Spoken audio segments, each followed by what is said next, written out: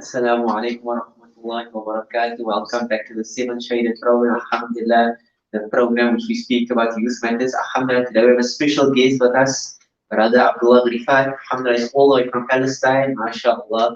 And we're gonna, inshallah, learn a bit of his life and tell us what he's busy with, inshallah. So you can greet the audience, inshallah. Assalamu alaikum wa rahmatullahi wa barakatuh. It's really nice to be here with you, Mawlana. Alhamdulillah, mashallah.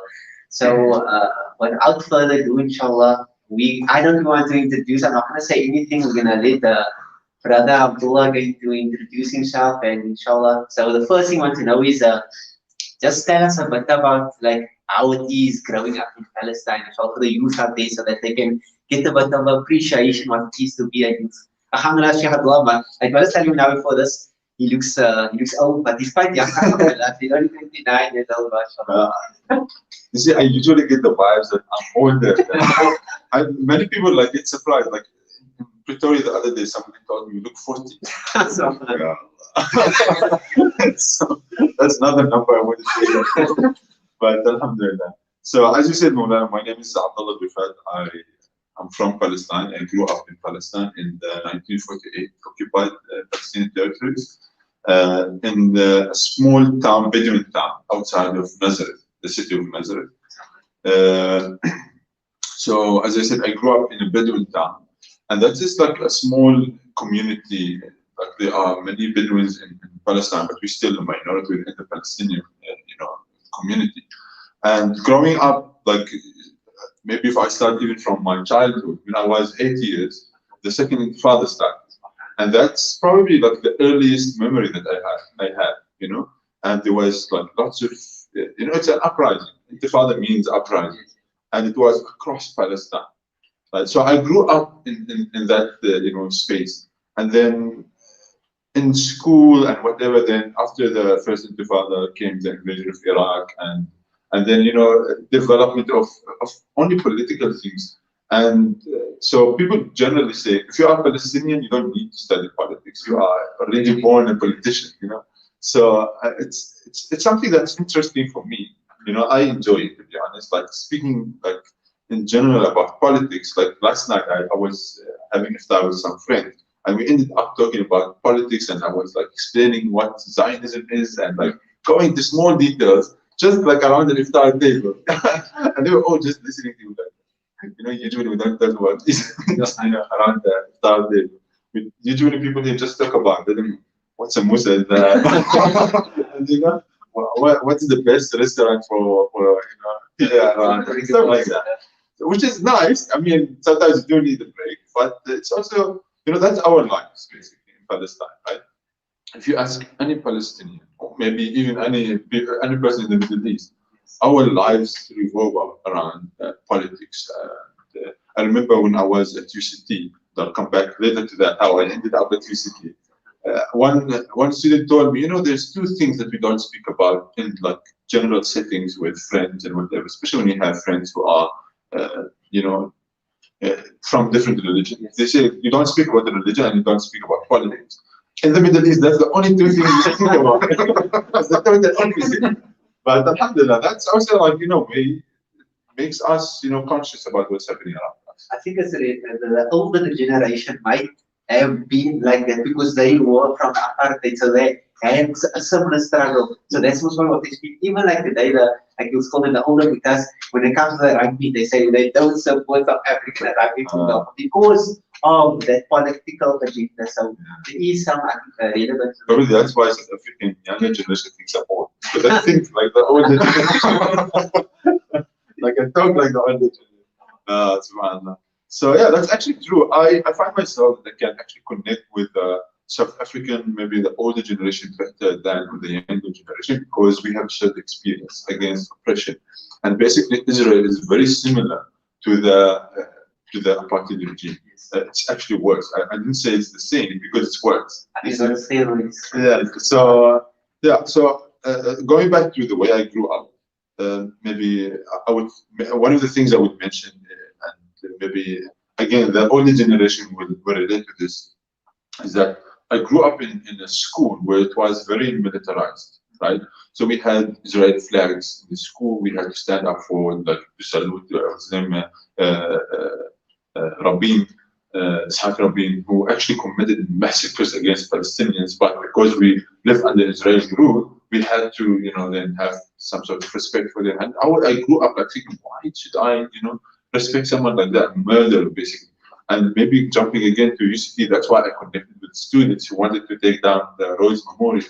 So you know what? It reminds me a lot of, thinking of, seeing this picture of Rabin at that time, made me very like upset and angry. Why do I have to stand there and like salute somebody who's a murderer? The same thing, the students here felt the same thing about somebody who basically colonized South Africa and Africa in general. So yeah, and I had teachers, and again, this is only related to the Bedouin community, especially in Palestine. I had teachers who would wear the Israeli uniform, military uniform, and with machine guns, teaching me Islamic, Islamic, the deen in school, maths, Arabic, different subjects, right? And that was always like, it becomes to a stage where it's normalized. So the teachers are not Palestinian. Some of them are, unfortunately. Like the South African community, you had many teachers who will, or many members of the community would collaborate with the Zionist, with the apartheid regime. There, you had some people also who do that, and for them, the way they do it is Israel comes to a poor community and doesn't listen. We give you like maybe discounts on land if you join the military, just as a driver or as a teacher, not as combat or whatever. And some of them, those who are not educated enough, they unfortunately fall for that and they join. But the problem with that is that for the Israelis, they want to normalize the idea that there is a military presence everywhere around you. And again, this takes me back to UCD when there was when UCD called the police and whatever, and there was a campaign at UCD to demilitarize the campuses. And when some students were arrested and whatever, and I could relate, like, I don't want military on campus. If there is anything wrong, then the campus security should get involved. There's no need to call all these, big cars that the police cars and whatever, and that are dehumanizing to the people. So, and then maybe just fast forward so we don't spend too much time about my life, which is not very interesting.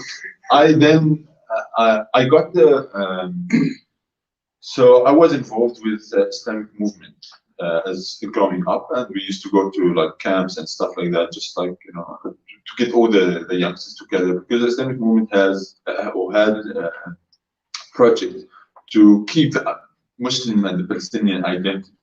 And supposed to, like, in opposition to what the military was trying to do with our community. Exactly. So to, in a way, I'm not sure if it's even a word, to de-brainwash, the opposite of brainwashing. Yeah. So that, and I was like within the structures of the Islamic movement, alhamdulillah, and then there was that, in Palestine, the famous. How old were you then, Abdullah? At that time?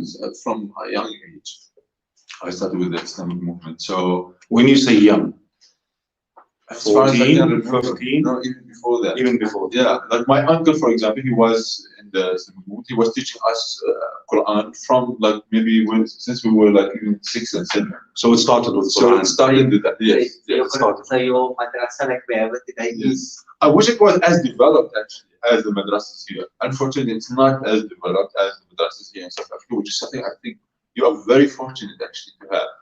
We, like my uncle, it was, I would say, it's personal initiative also for him to keep us around, these teachings, which is tough, to be honest. It wasn't easy because he himself, he was beaten so many times. I remember one day, like they broke his nose. Yeah. Some soldiers came to the mosque. He was also the imam in our mosque. So 2 of my uncles, they were coming up to the mosque and they broke their nose with the back of the guns, the machine guns that they had. They broke their noses. So Abdullah, you're mentioning this camp, and you're mentioning the fact that you would be taught Quran, you'd be taught what it means to be a Palestinian. In the world today, you have slogans such as we need to de-radicalize people. We need to take them away from becoming extremists. Do you feel that that camp was making you an extremist as a Palestinian while sitting there with your uncle? Or was it that your uncle was painting a picture for you as to these are the important things for the Palestinian people? If we are not going to hold on to it, we're going to lose our country. Yes. Is that what the camp was for? Or was it? And subhanAllah, over and over in my mind, you see these pictures and these photographs and these videos of a young boy standing with a brick against a tank, and you think to yourself, subhanAllah, look at this. See, actually, that picture, I would say that they don't teach us to be radical, instead they teach us to be courageous and brave. That's what they want to plant in our hearts, is that don't be scared and don't be fooled by what they, don't be basically brainwashed. And that's the narrative. Exactly. So they tell us, you know what, you are Muslim, you should be proud of Muslim. And this also reminds me also of the Black consciousness movement and the Steve Biko teachings, where he said, no, blacks should be proud of their blackness. They shouldn't feel like they are inferior. And that's basically what they were teaching us. That you have a religion that you should be proud of. You have heritage and history in Palestine that you should also know about first and be proud of. Because Israel, again, they don't allow us to use words like Nakba, right? They don't teach. Obviously, the school curriculum doesn't teach us about the villages that next door, like maybe 5 minutes drive from my home, that was completely wiped out by the Israeli. So we don't learn about that except from from my uncle basically and people like him. Is he still alive? Yes. He's actually the youngest of my uncles, so he's now maybe in his late 40s. But he looks how? Yeah, he looks much older. Honestly, he does look. To the Israeli, the army, do they clamp down on these madaris, these teachers? So now, actually, it's interesting that you asked. The Islamic movement, the whole Islamic movement is banned now. So there's no Islamic movement, there's no madrasas, there's no structures anymore. The Islamic movement, and this is something I wanted to say a bit earlier. When I remember when Mawlana Hassan Idris came first to Palestine, I can't remember the exact year, and he spoke at the Maharajan, that's a festival. The Islamic movement hired a whole stadium there, and it was full of people. I would say maybe out of in the population that's 1.5 million, there was like about 300 to 400,000 people out there to listen to whatever the Islamic movement had to say. And then Mawlana Hassan Idris, may Allah grant him mercy, inshallah. He spoke to these people, and that was the initiation of the relations between the Palestinians and South Africans. Right? And then Sheikh Khalid Salah visited South Africa, I think in 2008, 2009, something like that. And then Mawlana Hassan proposed that they send Palestinians to South Africa to learn, to study, so the South African community can have some participation, inshallah, in the liberation of Palestine. They hope that we do make it proud of us, inshallah.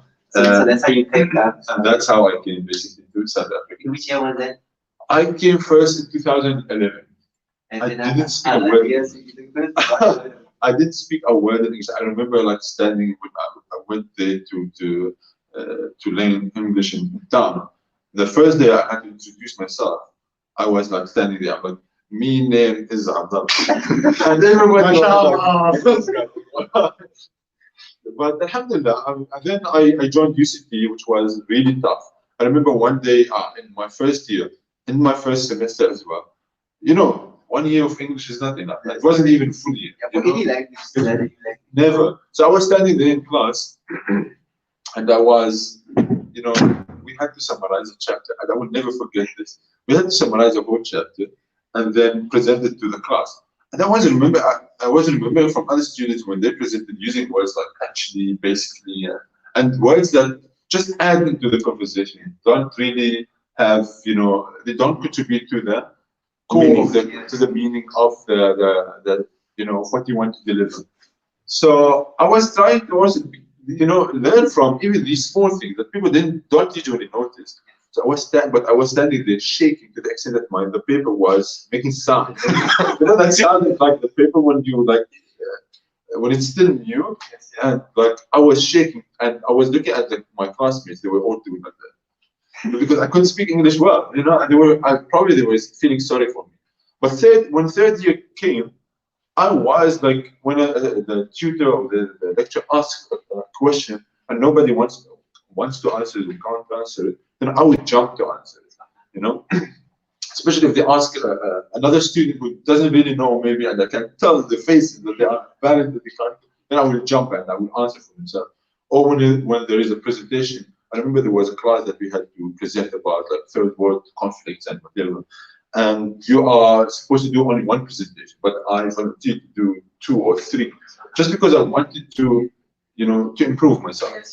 There was times where I would, in my first year, I would go to the class, record whatever the lecturer is saying, go home, try to type it, even though I understand nothing, try to type it down, then translate it to understand what he's saying, then to understand actually the meaning of what he's trying to say. So it was really tough, but alhamdulillah, I finished my undergrad, my honors and my master's at UCT. And in what? In international relations and in industrial sociology as well. So, and then I finished my studies in 2017, I think, yeah. And then, so maybe I can say now that I learned more outside of university than in university. And at UCT, what taught me the most was the roads must fall and trees must fall practice, because that taught me organizing, practice on the ground. Yes. I used to go and sit there with the students occupying Bremner, for example, or whatever, and I would sit there and watch how they talk and how they organize, which is I'm okay, this take notes, for later, if you know what I mean. And then even also stuff like organizing Israeli Apartheid Week, which was a week that we organized, the UCT Palestinian Solidarity Forum would organize every year, right? So there was, this week is an international week. All universities, or majority of universities. No, it's usually in March. So every year around some time in March, universities, they organize weeks just to raise awareness for Palestine, and it's called Israeli Apartheid Week. So here UCT does that. UWC had the program. Stellenbosch University, even this year, they had a virtual Israeli Apartheid, which was very successful and very amazing, alhamdulillah. So and there I also learned debating the Zionists, right? I remember the Zionist Federation used to send their spokesperson to UCT to debate with us. The Israeli government, and I saw some of the banners, whatever, you can read at the bottom. Yes. It is sponsored by the Israeli government to come and debate with us. They bring soldiers from Israel to UCT to debate with the students, and I learned so much, even about Palestine itself, from my living experience in South Africa. So usually the way I describe it is I literally had to come out of the box, out of Palestine, right, with Israel tried to keep us in boxes there. So I had to come out of the box to South Africa and then look back to Palestine, and I learned more about Palestine. And South Africa is a perfect place for any Palestinian to actually come and spend maybe 2 years or 3 years to learn about Palestine from South Africa. It's really an eye-opening experience. And I'm not the only one that learned from that. Obviously, there was other Palestinians like Mohammed Sami, like Basil Baria, and others as well who, some members of the community now even know. Like Basil used to go to many masajid here and give talks. And by the way, he's coming now soon, next week, inshallah, coming back to also speak about, he would give a khutbah, inshallah, about at the Muir Street Masjid. If everything goes well and they don't block him there, like I shouldn't have said that. So he'll be traveling now at the airport. But we're used to that. At the airport, this is another story, maybe related to the document that was going around now in South Africa about, they found some Mossad agents in South Africa. I'm not sure if you read that. It was recent now this week. I think it's an old article, but it's being reshared now. And it's basically speaking about how, like, at Oliver Tambo Airport, the El Al, for example, that's the Israeli company, airlines. So they have their own, like, rooms for interrogations. Yeah, In South Africa, at OR. So I was one of the guys who was interrogated in 2011 already. When I was going back home to Palestine, I was flying with El Al. And the only reason I flew with them is because it was the first time ever for me to fly out of Palestine. And I didn't speak English. So I thought, you know, if I need something, maybe I can communicate with the flight attendants or whatever. But that was a bad choice, clearly. So on my way back, they held me for 3 hours. They were like just, you know, interrogating me and whatever. And since then, every time I go home, because I have to go home to renew my study visa and whatever, every year I go, they interrogate me at the airport, and then when I get home, then they come take me from home as well.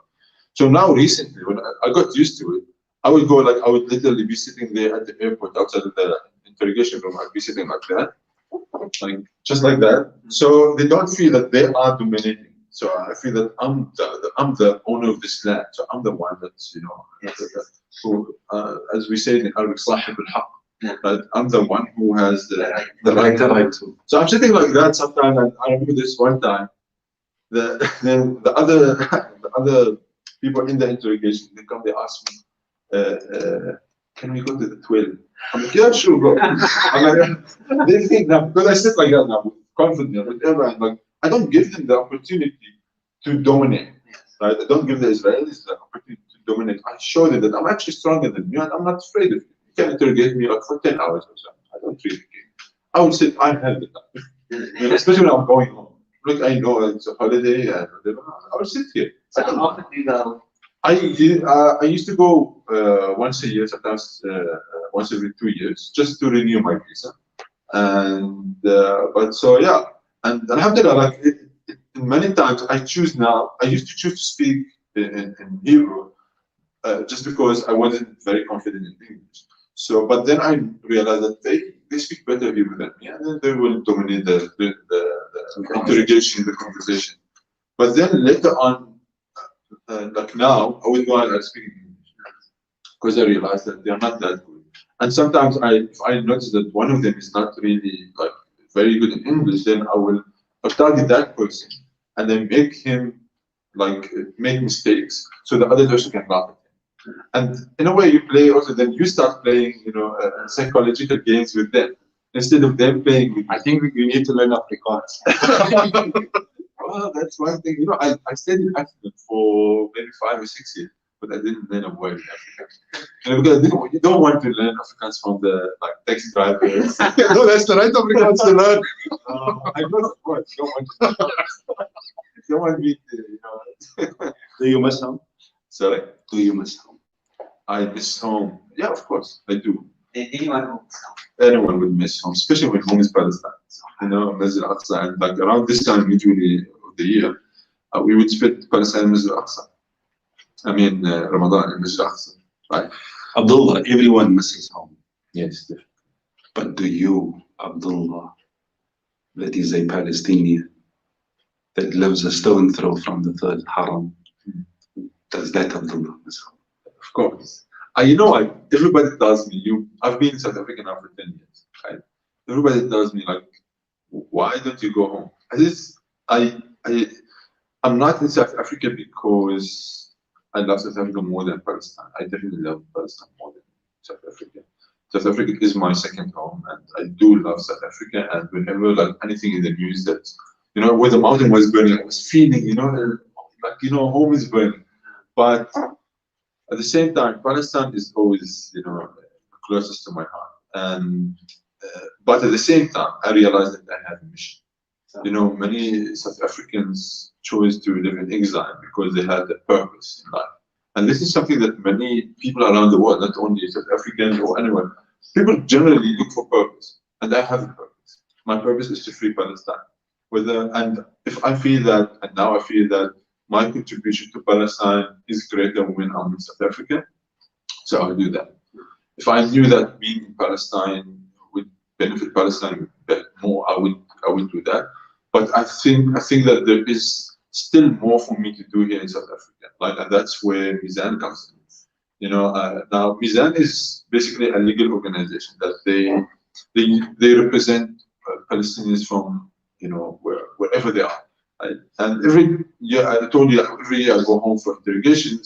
I would call them and say, listen, I was stopped at the airport, or I was called for interrogation today, and one of the in Palestine, I go to the police station, whatever, and then they will tell me what to say, what not to say, what to be careful about. The lawyers, they train you in a way, and sometimes even I remember one time I was leaving Palestine, so I had to catch the plane basically. So and the interrogator said, you must take off all your clothes, and this is something I never accept, no matter what. I would miss my flight and not accept that. Then I called the lawyer then, and at 2 a.m. I woke him up, Brother Omar Khamasi. He's also coming next week with us as well, inshallah. So I called the lawyer, and it was like, I woke him up basically. But then he said, please put me on speaker, because he wanted to speak to the interrogator as a lawyer now. Yes. And then they left the room, and they said, okay, you can go. They didn't want to listen to him, because they knew that once they are in trouble with Mizan, they can't really, argue with them, because these lawyers, they know what they're talking about. So, and that's how I started the reason. So first let me say Mizan. I would say that, but before that, I would say that Mizan. And today yesterday actually, I was looking at Facebook. Facebook reminds you like what happened 4 years ago or something like that. And I remember I posted something about Mizan, just as appreciation from me. At that time, I wasn't working with them. Just as appreciation that these guys are really doing amazing work. They go to schools to educate the children, to tell them, listen, these are your rights. Even as kids, when you are interrogated, imagine that you go through training like that. That this is your rights. This is what you say if you are being stopped or whatever, if you are being harassed. Well, if there is like example, there's a woman that was her name is Ay Khatib. She was collecting donations for cancer patients in Gaza. She was collecting from Palestine for the aid areas. And then she was arrested. She's still in jail. They defend Sheikh Salah, Sheikh al-Aqsa. They defend like leaders, not only from the Islamic movement, but from even from the Communist Party, from any party that need help. Mizan will always be there. So for students, for members of the of the community, leaders of other political parties, anyone who needs help, they will always be there, right? Because they all work pro bono, and they try to help Palestinians. That's why Mizan, it means the scale of justice, it's the scale. So they say that we're working there for the community. So the last time when I went home, I was in interrogations. Abdullah, can I ask you something? Why do you think they told you to take your clothes off? It's just to intimidate you and to dehumanize you even further, and to show you that they are stronger. It's a way of domination. Why did Europeans colonize Africa? And when they came, the first thing they did is that they said that Africans are beasts and they are not human, they are subhumans and stuff like that. So for them also to justify, is it for them? It's for them and for you. It's for them to justify the oppression, and for you to submit and to show you that you are weaker than them. So it needs a really strong mentality to face stuff like that. I know there was a South African lady, actually, she was just visiting Palestine. She had no idea what was going on. She was just going there as a tourist, actually, and she didn't know she was Palestinian. In her mind, she was going to Israel. So she was like just any tourist going to any country, and then she was stuck for 3 hours. She was traumatized. She came back to South Africa. She was going to psychologists for a whole year and whatever. Because they're not used to that. Some people are not used to that. It's not really easy. But so yeah, going back to Mizan, I was last year when I went home. I was interrogated again, and then in the interrogations, they told me, you know what, you will never find a job in your field, as in international relations or industrial sociology. Industrial sociology basically we learn about building social movements, organizations like that, community-based organizations. But anyway, so when I went back, I had to report to the lawyers, tell them these are the questions, this is how I answered, what do you think I should improve for the next time? And then I brought up this point about the interrogators telling me that I would never find a job. Then they asked me, the lawyers, by the way, what did you study? So I told them, this is what I studied and whatever. Then they said, oh, come work for us. So I was like, subhanAllah, because of something they said, subhanAllah, they were we say the trust is from Allah, but Allah used them to get me a job. Alhamdulillah. And it's something that I want to do also. I want to advocate for Palestine across the world. I want to be involved in training, inshallah, future leaders for Palestine. And that's one of the objectives for us here, and for friends of Mizan now in South Africa, that we want to, in the future, bring more Palestinians to South Africa to learn about the South African experience and to look at Palestine from different angles. Out of the box. Exactly. To come out of the box and look back to Palestine and try to learn, from other experiences and go back and, implement some of the stuff that we learned. And Alhamdulillah, I feel that we have done a lot as when we were students. And again, we need to mention both Sheikh Ra'id Salah, who is now in prison, and Maulana Hassan Hendricks, who is now, inshallah, with better company in Jannah, inshallah. There's so much question where, for example, I mean, even was the question of what's happening there, but just like a small, who is, for those who don't know who Sheikh Ra'id Salah is, what role does he play in Palestine, especially for the youth? Sheikh Ra'id Salah, I don't know where to start. SubhanAllah, Sheikh Ra'id Salah, he was the leader of the Islamic movement in Palestine. But he wasn't just leader of an Islamic movement. He was a national figure for all Palestinians. You would see, when usually when he goes to the prison to hand himself to the police or whatever, so they can take him to jail. There is a festival there, and you see people from all different parties. From international parties, from the Communist Party, from other movements from everywhere. They come there just to to show him solidarity, and it becomes like a festival, and people celebrating him. It becomes subhanAllah. And then when Sheikh speaks, he gives you this feeling that it's not a sad moment. It's like, yes, we are gonna be victorious, and he speaks with so much passion that as if he's going to jail is an achievement, because it is actually. In the sense that, and this reminds me of when I was reading the book, Mandela's book for a long walk to freedom. I don't know. So if you remember the trial that he was on, him and Ahmed Kathrada and a few others, it was because they stood up for their principles. They were asked, if you apologize or if you stop the armed resistance, then you will not get the death penalty or the life sentence. But they said, you know what, we will go for it. We will not plead guilty because we are standing up for our principles and for our people. And then Sheikh Ra'id Salah, the reason he's in jail now is because he he participated in the janazah where he led the janazah, and then he made a dua at the end. And the janazah was for a shaheed, for a martyr. Right? Somebody was killed by the Israeli police, and then he said in Jerusalem, I think it was, and he said that may Allah grant him Jannah, and then he read an ayah. He said, وَلَا تَحْسَبُنَّ الَّذِينَ قُتِلُوا فِي سَبِيلِ اللَّهِ أَمْوَاتًا بَلْ أَحْيَاءٌ عِندَ رَبِّهِمْ يُرْزَقُونَ. Right? So I said it correct. And then, so I'm sitting with Shur here. I must be careful. So, and then they told him, no, this is incitement for violence. Then you are encouraging more Palestinians to stand up against the Israeli police.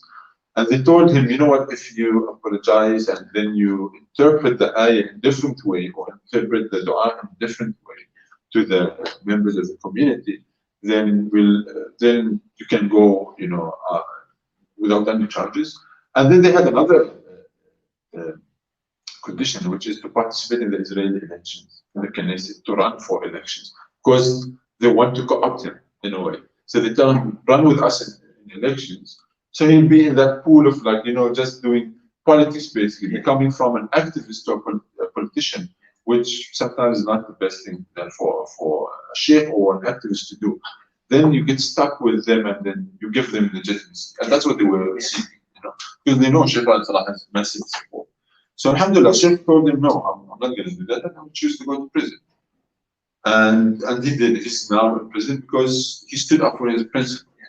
And that's basically Sheikh al-Salah.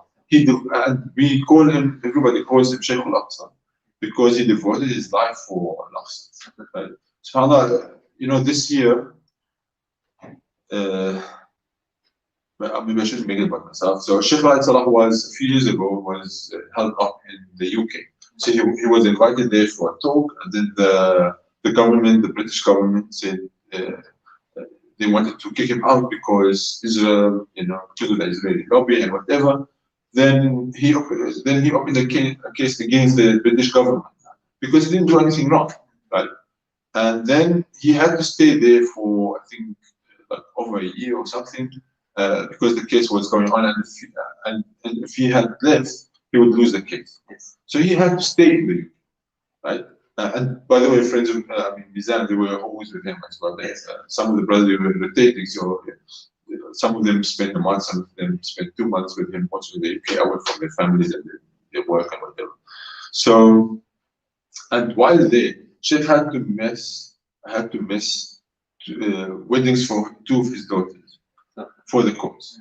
I would say that's like small sacrifice. He sacrificed like he was in prison, and this is not the first time. He spent many years in prison, and he wrote many books from prison.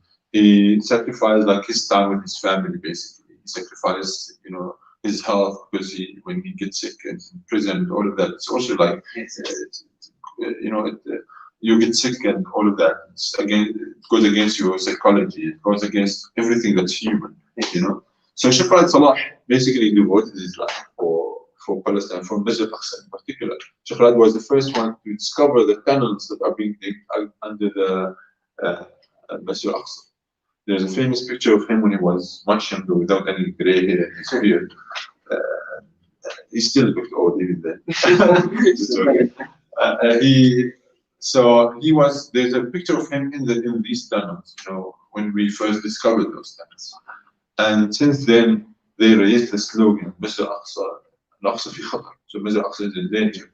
And they used to organize festivals like Mahrajanat in Masjid al-Aqsa to encourage more people to go there. Then they will make programs.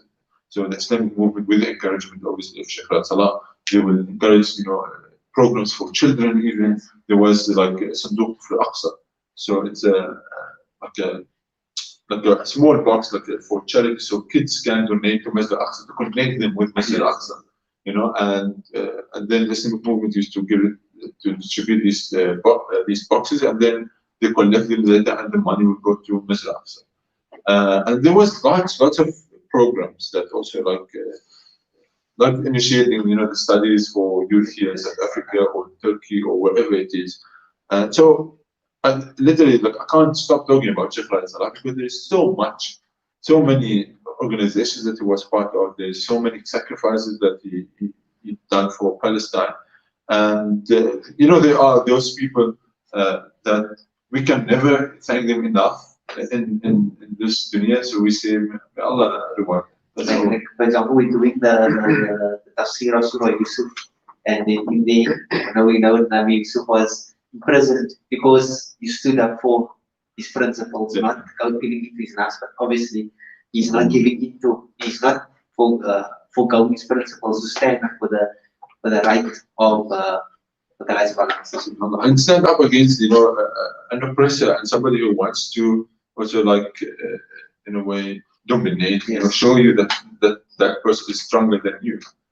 And standing up for your principles, you tell that person that I don't give up. Even no matter how powerful you are, we don't give up. We stand up by our principles, and inshallah, at the end of the day, by the will of Allah, we'll be victorious.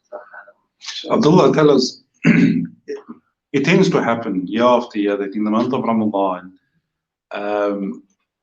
the legitimate apartheid Israeli government deems it appropriate to antagonize or to cause some or other difficulty at Masjid al-Aqsa, right?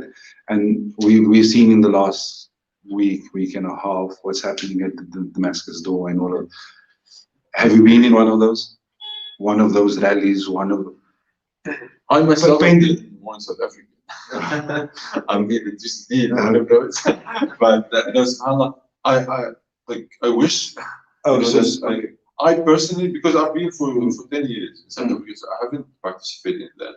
Well, one of the reports said that kids as young as 14 years old, young Muslim boys, that are saying, "Why are you stopping us from going to the masjid?" Yes. Has been arrested. I mean, yes, I would say my brother and my father. My father was arrested, and then my young brother was at that time. My brother was, I think, 8 or 9. He was on TV speaking. He was shouting at the soldiers and whatever. And then one of the channels actually took a part of his speech to the soldiers, and they made it like an advert. And so we keep reminding and teasing him now about it because now he's 17. That was it's like about 10 years ago. So, or less than that, because I was in South Africa. My brother was beaten, spraying with tear gas. My father was arrested, I say. It's like normal, it's routine for us. And for these guys, if you see them there, they don't really care about what happens to them as much. Who? The Palestinians? They're like, they are used to it. It's very unfortunate that you get used to oppression. But today, this morning, I was watching now. 4 Palestinians, a few Palestinians, they were arrested in one of the checkpoints, because every checkpoint also has like a small cell inside, and they were playing cards in there. So and they were playing and laughing with the soldiers. It's as if the soldiers are the ones that are being imprisoned. And that's like the psychology. Sometimes you have to be strong. Have you experienced any being arrested like that? No, I haven't. But interrogations is, I haven't been arrested. Alhamdulillah. I'm lucky in a way. Because we shouldn't call for tests, Yes. Allah, keep that away from us. We always say we don't want, because you don't know how strong you are until you are tested, but it's better not to be tested. Yes. It's easier. But alhamdulillah. So what's happening there? Yeah, what's happening in Palestine now, and you said specifically in Ramadan, right? I would say it's normal, because what's happening now, it's like the Israelis doing. No, I've looked over the years, and every Ramadan something comes up. It intensifies, right? Yeah. The reason for that is because it's normal that the Israelis, it becomes normal to them that they will bring to Masjid al-Aqsa, and then they will intimidate the Palestinians and whatever. But like everywhere in the world, more Palestinians are going to Masjid al-Aqsa to pray. Therefore, there's more clashes. Palestinians now, usually they don't every day jump over the wall, which is a 9-meter high wall around surrounding the apartheid world that Israel built around the West Bank. Usually, it's not every day that the youth will jump over it to go to Masjid al-Aqsa. But in Ramadan, they will jump every day to go to Masjid al-Aqsa. And that's why then there is more Palestinians outside going to Masjid al-Aqsa. Therefore, there is more clashes, right? But at the same time, now specifically this year, is because after Trump gave the Israelis more encouragement. Netanyahu has just won now in March a 4th election in 1 year. That means that the most radical Israelis, the most right wing, because there isn't a left wing in Israel, anyways. So the most radical, they're all radical, but the most radical now are the strongest. So so there was a group there's a rabbi, his name is by Kahana. He called them his followers, who are also the followers of Netanyahu. So they feel that they have the political will and the political support, therefore religious. And then they gathered, and then they were marching by thousands to Masjid al-Aqsa to occupy and to kick out the Palestinians, because they felt that now there's too many Palestinians, and that's for them it's a threat. Any Palestinian is a threat. So they go there and they think that they can win, but in a battle, with hands and legs, Palestinians they beat them up. The guys were so like you brought it, go on. It's like that. And you can see that usually they go, the Israelis, like whenever they attack a Palestinian house or whenever they occupy a house, they go with the military, right? Sometimes you will see in a neighborhood, they will come and just occupy one house, right? At that house, they will live in that house. And then, you know, if there are 5 members of, you know, living in that house, there will be 20 soldiers throughout the years, you know, like securing them in that, just to protect them from the Palestinians in the neighborhood, right? Because they're occupying, you know, a house. Like your uncle's house next door is occupied by settlers who just came on, say, on Eid day, and because he was out, you know, visiting his other family, they come and they occupy the house, right? That's what happens.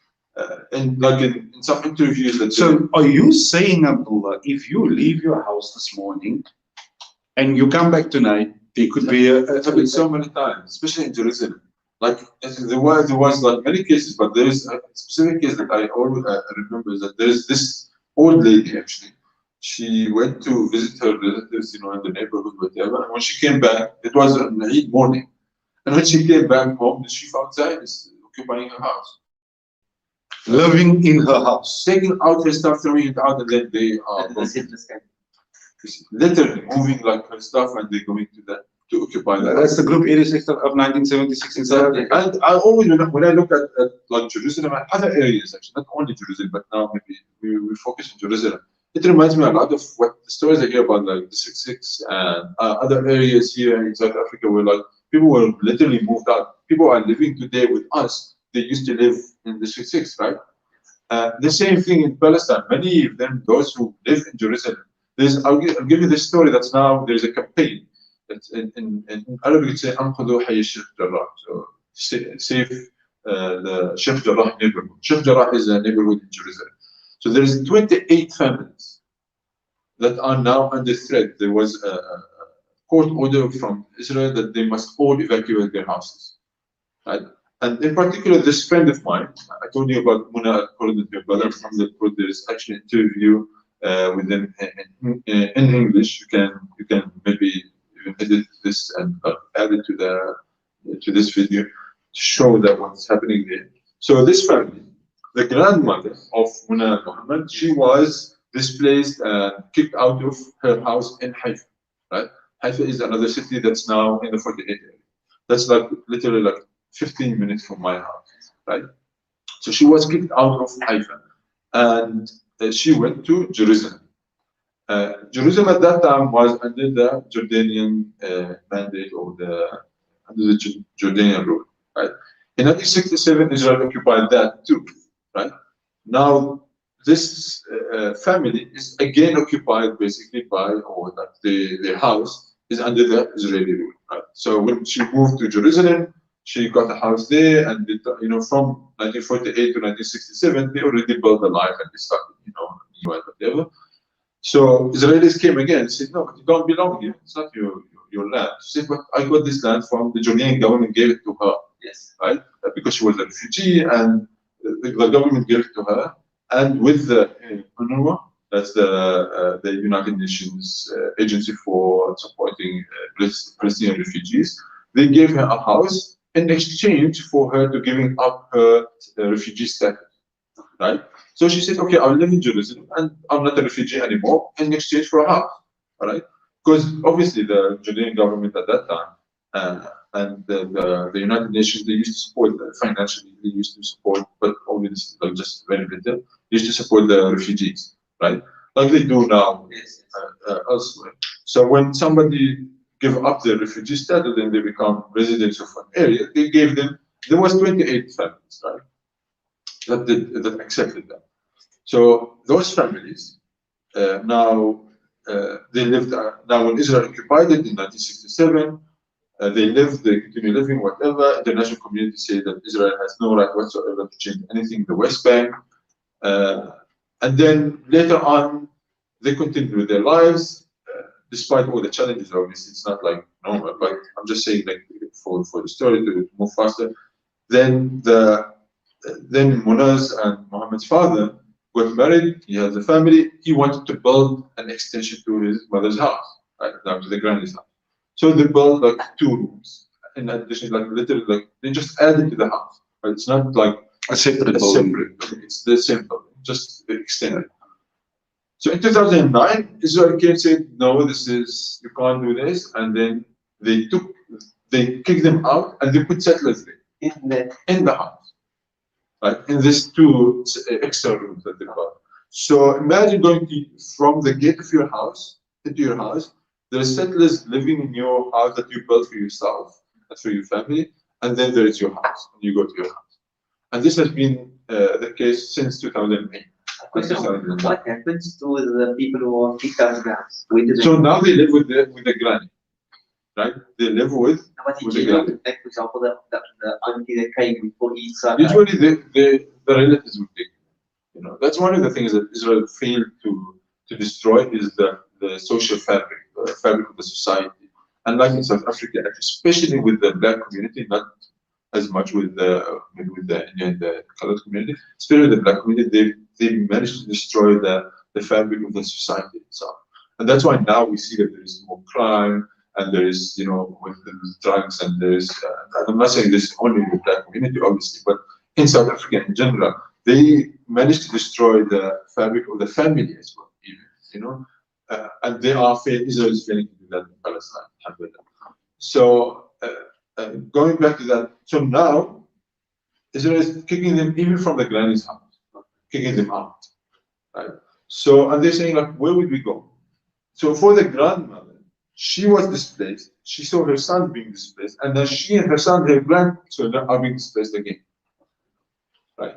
And this is not only happening for one family. There is in Jerusalem, especially in the old city, and ironically, the Israelis are saying this and they're celebrating. Like there was an interview, I'm not sure if I shared this with Maulana.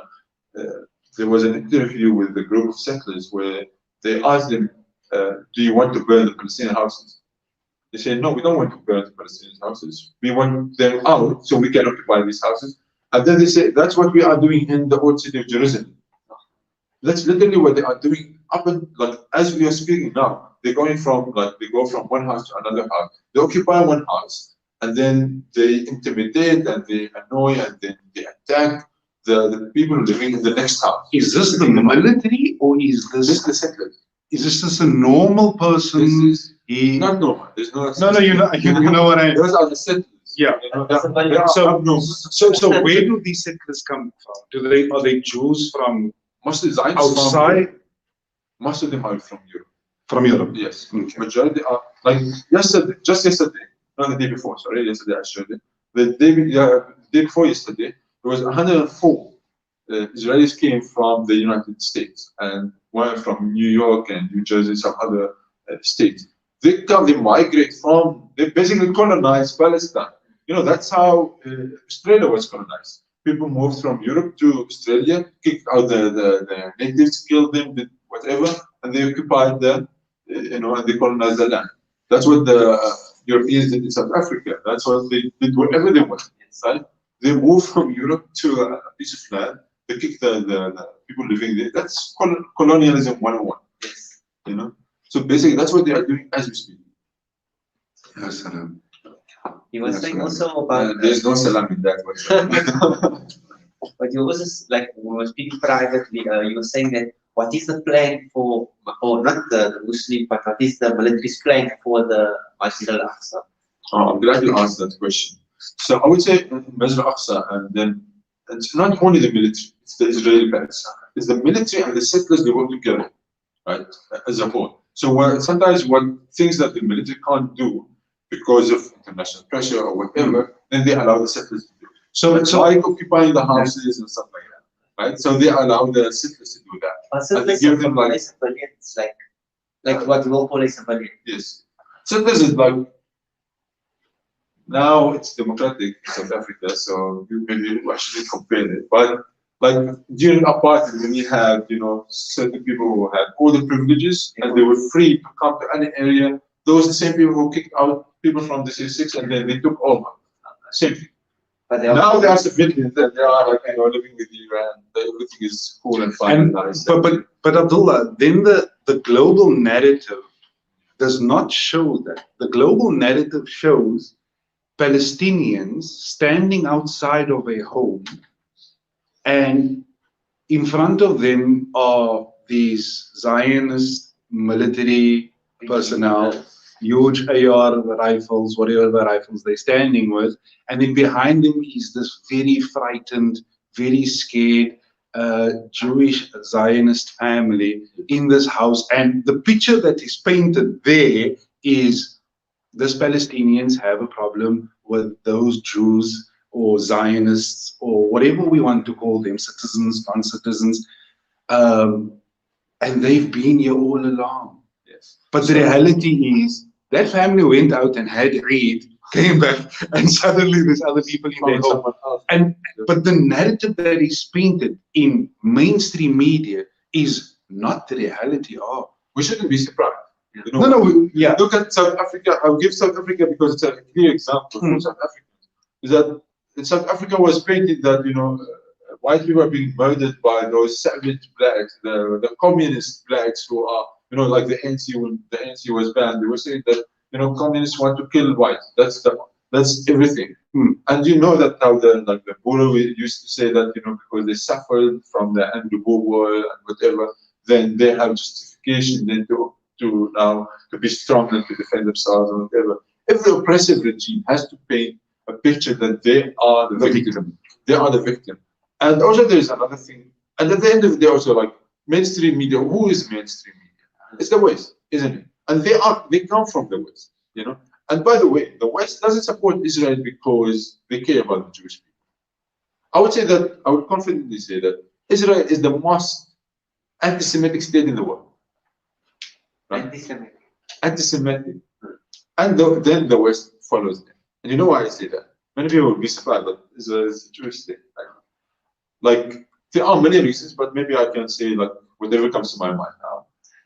One of the reasons is that Israel was established by, the idea of Zionism is an idea that was originally comes from the idea that there shouldn't be any Jewish people in Europe, so therefore they must be kicked out. So the British and the French, they supported this idea because they were anti-Semitic. They wanted the country, they wanted basically Jewish people out of their countries, right? And that is anti-Semitic. Right? They want to get rid of them, so they encourage them to leave and to go to Palestine. Yes. Right? So that's one thing why Zionism is a problem and is anti-Semitic. The other thing is that what Israel does to every Jewish person in the world is that they tell them that you are not safe in your home, in your country, wherever you are born. You are not safe. You don't belong there. You only belong to Israel. Right? Therefore, they encourage anti-Semitism in this country. They make the Jewish people, wherever they are, unsafe, and they make them feel that they are discriminated against in their own homes. If Israel really cared about Jewish people, they would encourage them to become, active members of their own society. Like Muslims, Christians, Hindus, whoever is in the society, become a member of that society, and your contributions, and you become a citizen of that country. Instead, what Israel does is that they tell them, no, you should be scared in your own home, and then your loyalty shouldn't be to the state that you are in, it should be to Israel. Right? Another thing, maybe another reason for why Israel is an anti-Semitic state is because many Jewish people come to Israel from across the country, but there is discrimination against Jewish people in Israel. So Israel discriminates against other Jews. So, and Europeans are usually lucky.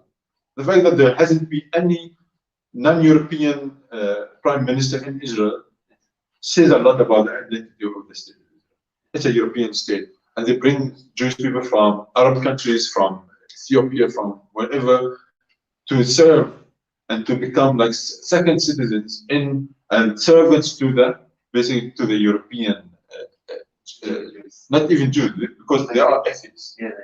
And how can you be a Muslim and atheist at the same time? The same way, how can you be a Jewish and atheist at the same time? And the founder of the Zionist Federation, Theodor Herzl, he was an atheist, right? So for them, Zionism is more important than Judaism.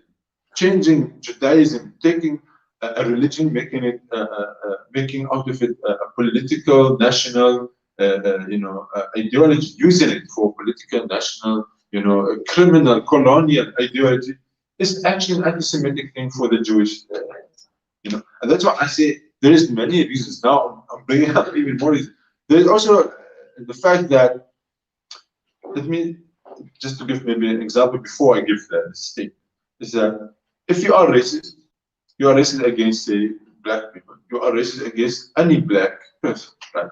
You can't say if you are racist against the Zulu, then you are racist. But if you are racist against the causes, for example, then you are not racist. Yes. Right? So what Israel does is that anti-Semitism is not only anti-Jewish. If you are anti-Palestinian, if you are anti the children of Sam, what is Semitic? It's the children of Sam, right? The son of Sayyidina Noah, isn't it?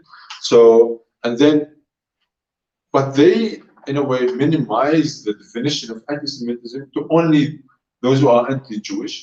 And now they're even minimizing it to not only if you are anti-Jewish, but if you are anti-Israel as a state. So if you are Jewish, but you are also anti-Israel, then you are also anti-Semitic. So they, in a way, they use the term anti-Semitism to serve their own political agenda. And at the same time, they're killing Palestinians who are Semites, so they are anti-Semitic as well. Yes. Right? So doing that, that's where, then going back to the example, if you then discriminate against the causes, then you are not racist. But if you discriminate against the Zulus, then you are racist. Yes. Right? And this is discrimination between people who are all equal and also all black. Yes. You minimize discrimination just to suit your own agenda. And again, this goes back to the statement that Israel is an anti-Semitic state. It's the most anti-Semitic state, and encourages anti-Semitism around the world, where they commit crimes. The Zionists commit crimes in Palestine, and blame the Jews for it as well, right? The Zionism started as a Christian ideology that called, obviously not all Christians are like that, but a Christian ideology that called for the Jewish people to go back to the Holy Land in order for the Messiah to come back and kill all of them. Yes. So the Zionist ideology itself is an anti-Semitic ideology, right? And the fact that Israel doesn't mind using such an ideology to support its own, political,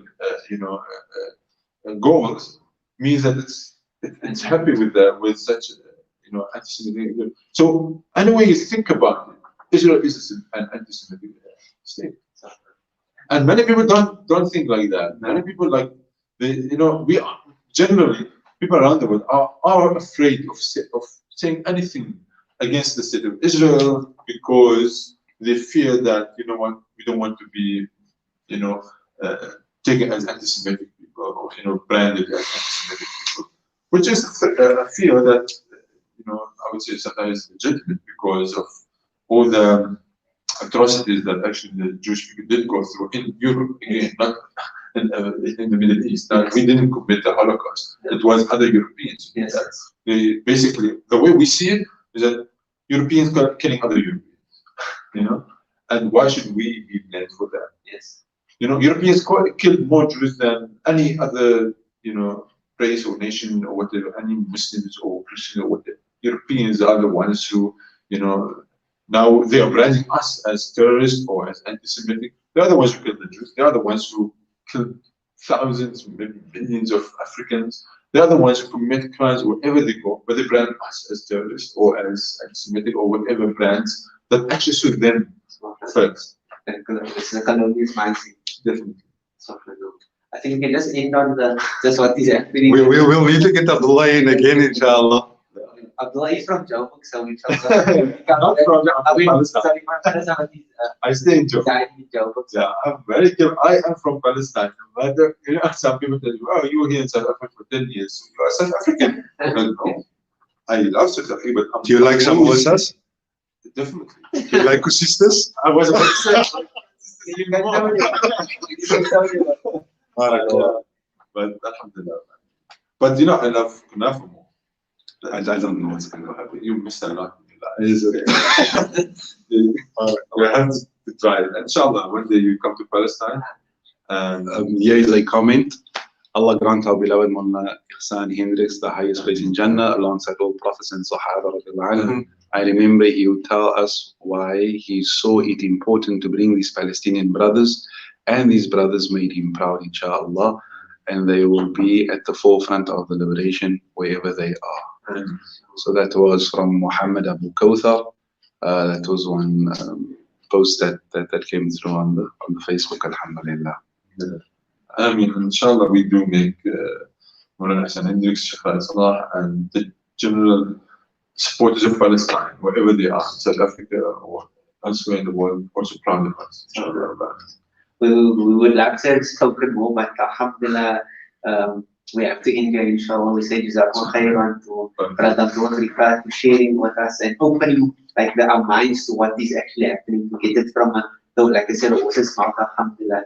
Allah subhanahu wa ta'ala, you steadfastness in all your work, in what you're doing, and inshallah may your intentions, your niyat be realized, inshallah. Amen. Your living life.